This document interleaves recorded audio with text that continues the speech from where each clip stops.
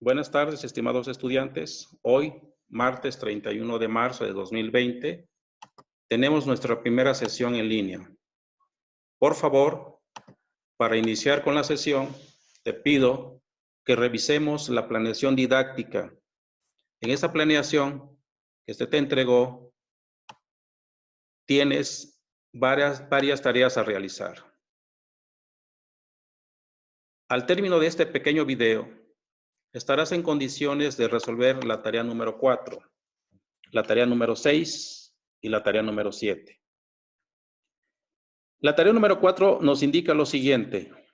Suban en equipo de 4, 5 o 6 estudiantes a la plataforma Chamilo las preguntas y respuestas del documento Materiales Manipulables del libro del maestro de matemáticas. Cuando revises las primeras 22 páginas de ese primer documento normativo que tiene 384 páginas y que solo vamos a leer las primeras 22, primero vas a encontrar que es un documento editado por la Secretaría de Educación Pública a través de la Dirección General de Materiales y Métodos Educativos de la Subsecretaría de Educación Básica y Normal.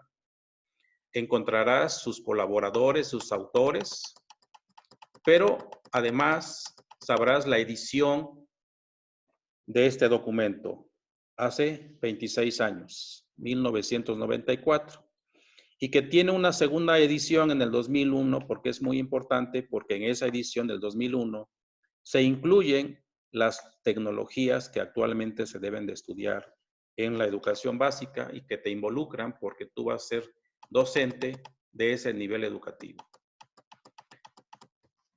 Si revisamos el índice de este documento normativo, te vas a encontrar con el enfoque que es sumamente importante, ese enfoque didáctico para el estudio, la enseñanza y el aprendizaje de las matemáticas, en específico de la educación secundaria.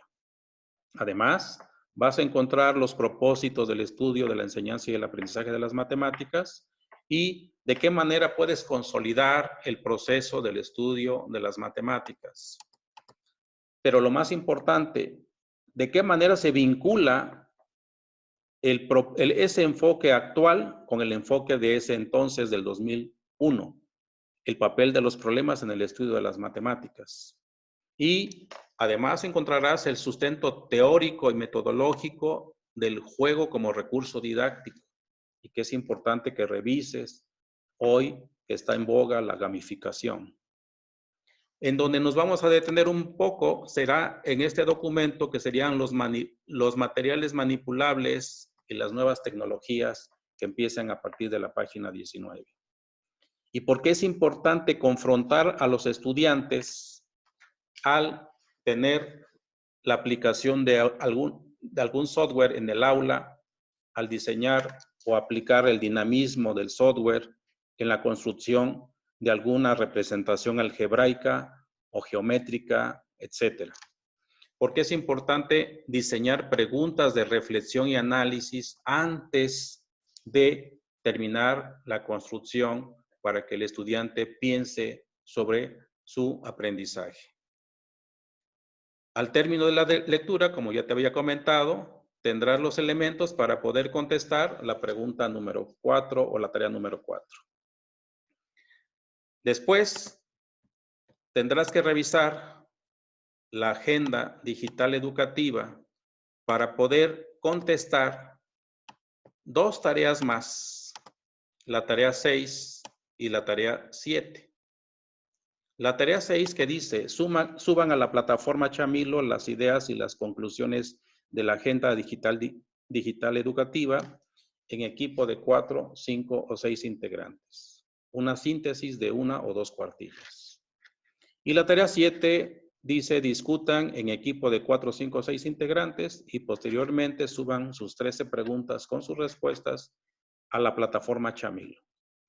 La tarea número 5 la dejamos pendiente porque no tenemos los elementos para poder contestarla. Para poder contestar las tareas 6 y 7 tienes un enlace de la agenda digital educativa en la plataforma Chamilo que te estoy mostrando a continuación. y que tendrás que leer para poderla contestar.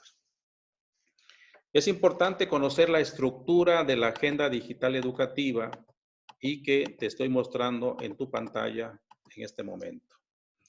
Esa agenda en su estructura tiene una presentación, una introducción, un fundamento normativo, unos antecedentes, unos ejes rectores y unas conclusiones. El documento aproximadamente tiene cerca de 100 hojas, de las cuales es necesario para entender a grosso modo los antecedentes históricos sobre las tecnologías que se han implementado en nuestro país y que te dan los elementos suficientes para poder contestar las 13 preguntas que a continuación te voy a mostrar. La primera pregunta nos indica lo siguiente. ¿Cuáles son las partes de la agenda digital educativa? ¿Qué significan las siglas TICCAD? ¿En qué ley está incluida la educación digital de la nueva escuela mexicana? ¿Cuál es el fundamento de que las TIC ahora se transforman en TICAD? ¿Qué significa una política de inclusión digital universal y cuál es el artículo que lo fundamenta o su similar en el Plan Nacional de Desarrollo? ¿Qué significan las siglas ELAC 2018 y en qué consiste? ¿Cuál es el avance de México con relación a la educación digital? ¿Qué significa microcep? ¿Qué implicaciones se tuvieron entre 1985 y 1987 a razón de ello? ¿En qué consiste el proyecto COEVA-CEP, documento que ustedes ya platicaron al interior del grupo?